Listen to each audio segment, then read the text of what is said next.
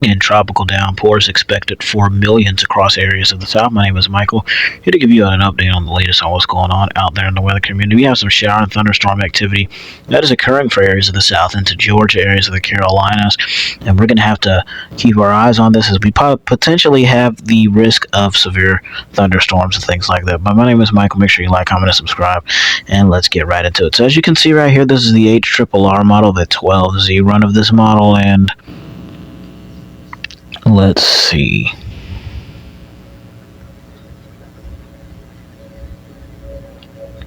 Let's look at the 18Z actually, but as you can see there, this is the HRRR model. Look at all of that shower and thunderstorm activity for areas of, as you get into Atlanta, areas of Augusta, and look at all of that rain. The potential of flooding will be likely in many of these areas.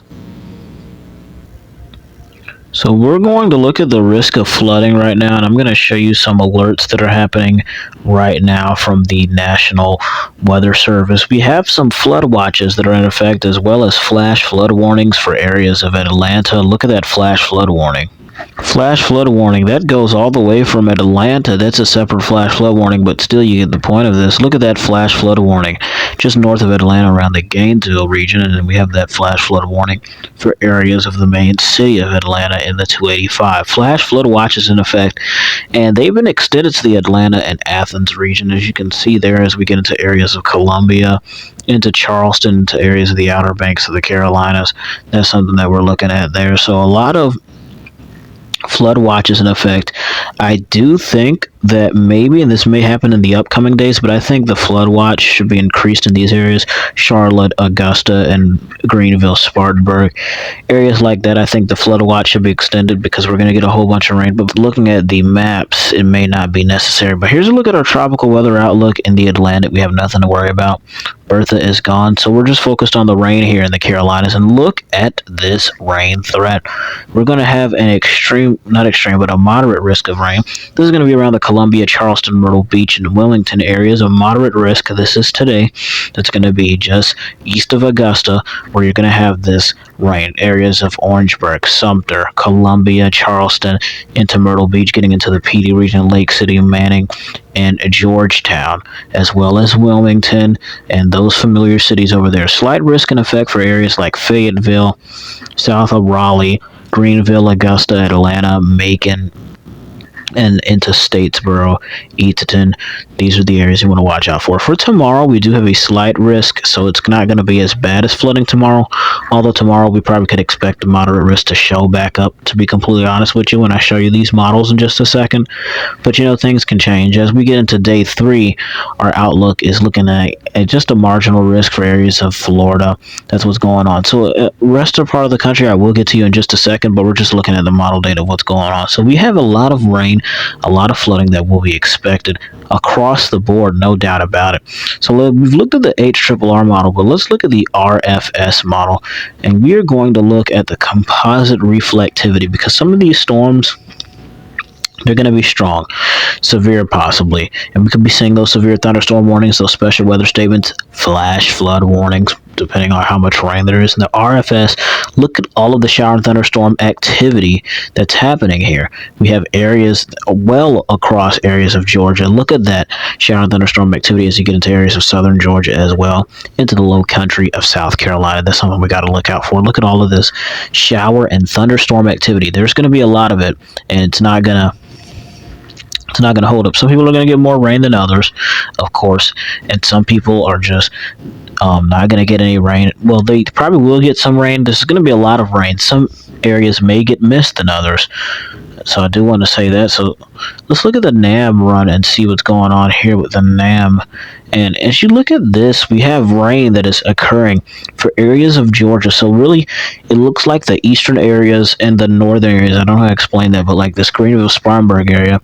And that's probably why they have an issue that flood watch there. But I'm expecting that flood watch to probably pop up in the upcoming days on some of these days, if that doesn't end up being the scenario of it. So we're going to have shower and thunderstorm activity well across the board as we look at the GFS model, and let's see what's going on there. But otherwise, I'm going to look at the Euro model too, because that's going to reflect us some shower and thunderstorm activity. Let me make sure I'm showing North Carolina in there as well. I want to make sure I include you guys, because there will be a lot of flooding in the Outer Banks in eastern North Carolina. Look at these like cells, the shower and thunderstorm activity popping up on the GFS model. Now the Euro model probably going to show it well defined with these cells.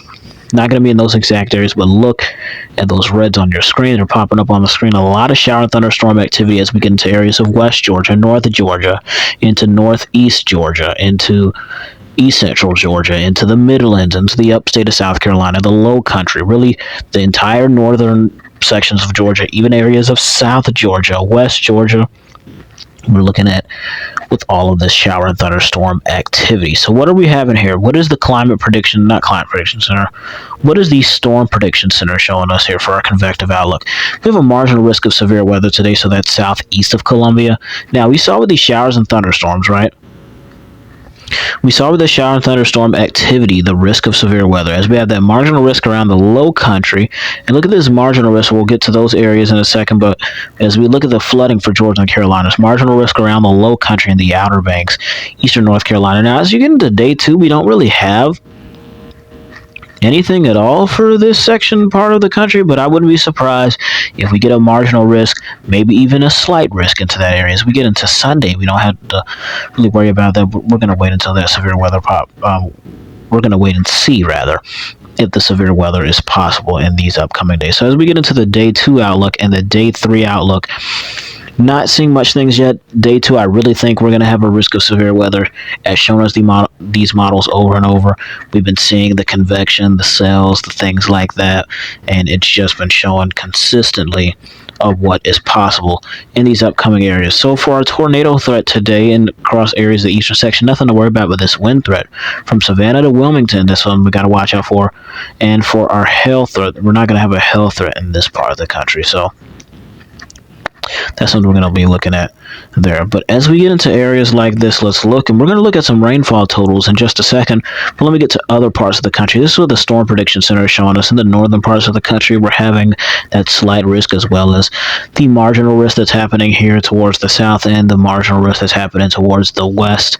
Tornado outlook going to be in the north, 2% and 5%, with that wind threat is going to be areas in these northern sections of the country. Let's zoom in on these sections, having that hatched area for that hail threat today into tomorrow. We're going to have categorical, a lot of marginal risk of areas of the western parts and the Midwest of the country. Tornado threat in the Midwest. Hatched areas with some of that wind threat, so mainly around Minneapolis, you got to watch out for that too. But hatched areas, this is going to include these areas like his Rapid City, Pierre, Billings, into areas like Phoenix. And these are areas, Tucson, we got to watch out for those areas as well. For our hail threat, we're going to be looking at the Midwest for the northern parts of the country there with the hail threat. And then day three, we have a whole nother story for day three, as you get that slight risk around Minneapolis, and probabilistic going to be in that area with that hatched area. So that's something we're going to have to look out for as well. For our fire weather outlook, we are going to have a fire weather outlook. Critical fire danger is going to be in some of these areas as you get into extremely northeastern California, into areas of western Nevada, Oregon, and maybe even just a little bit sections of Idaho. That's something we got to watch out there for. Going to have dry thunderstorm activity that is possible. Here's our fire risk related, but dry thunderstorms, not actually, we have no areas of that nature. As we get into our day two, our critical outlook, it grows into tomorrow, and into day three, it actually gets pretty interesting. So that to be probably different. Day four into your Sunday, critical fire danger still expected in those portions right there. So we've got a lot of weather, a lot of severe things to worry about. Here's a look at the Climate Prediction Center.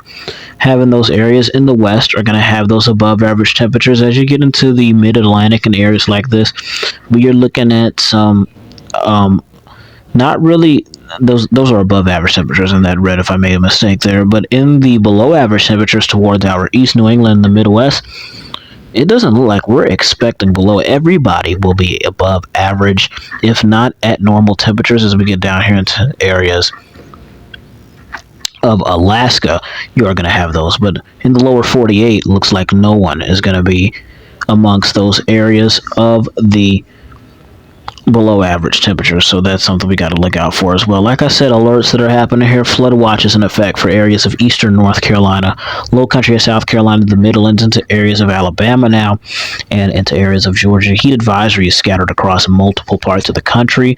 Extreme heat warnings in effect just west of Chicago. As you can see, areas east of Los Angeles, extreme heat warnings, Seattle, red flag warnings, all across those areas in the Northwest. So we have a lot of flooding that's going on, and I know I've stressed that out a lot. I've been talking about the flooding. We are genuinely going to have a lot of flooding that will be in this. We're going to look at the HRRR model here and just see the areas of flooding that we're expecting here. We're going to go 18Z HRRR. And we're going to go accumulations in a 24-hour period. So this should be starting right about now. This is 3 p.m., but at the time this is recorded, this is like 4 p.m. But this is what we're looking at in the next 24 hours. And look at how Charleston quickly got at that amount of rain accumulation. Now it's going to go away as time goes on because this is in 24-hour periods. But let's do the total accumulations just over time in these next few days, all the way up to maybe Sunday. And Charleston quickly popped up there. Atlanta seeing about an inch of rain. It only takes one thunderstorm for there to be a lot. And it says 2 inches of rain here, but look into areas like this. And you can't quite see it. Let's try to get a city that's in this area if possible.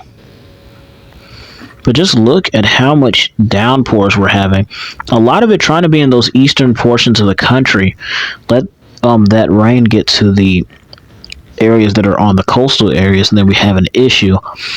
And as you can see, there are just a lot of rain expected. We're expecting, not saying you're going to get that exact amount of rain, 2 inches, nearly 2.5 inches of rain in Georgetown, but look south of Georgetown, a lot of rain. So going to be rain scattered. Some are going to get more than others. As you can see, some spots here in Georgia not even getting that much rain at all whatsoever. So we're going to have some spots of rain. It's going to be scattered across multiple parts. Let's look at areas of Alabama. Look at on into those areas right there. So as we look at our RRFS model, we get into areas like that.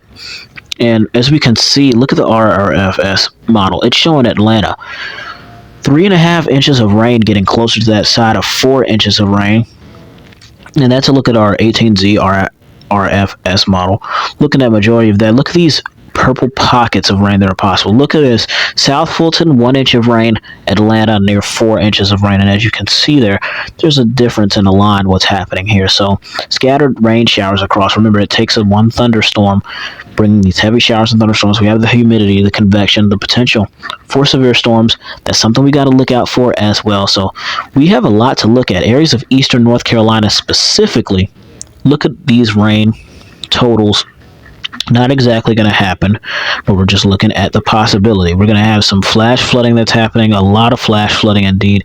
Look at this, 5 inches of rain here into areas of Alabama. What's it going to show here?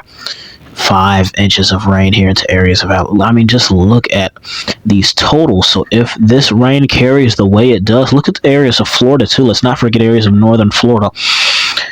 If these areas are able to get this amount of rain, this will cause a lot of rain. Flash flood warnings are going off. We may get more of those. We don't want to see the flash flood warnings, but with all of this rain in such a short period of time, flash flood warnings are likely and possible in some of these areas. So if you live in areas of Georgia, Carolinas, into Tennessee, Alabama, let's not forget you either. And look at that amount of rain. So that's Mississippi. If I messed up there, Mississippi, 5 inches of rain is possible. So areas like this, it's areas of northern Florida as well.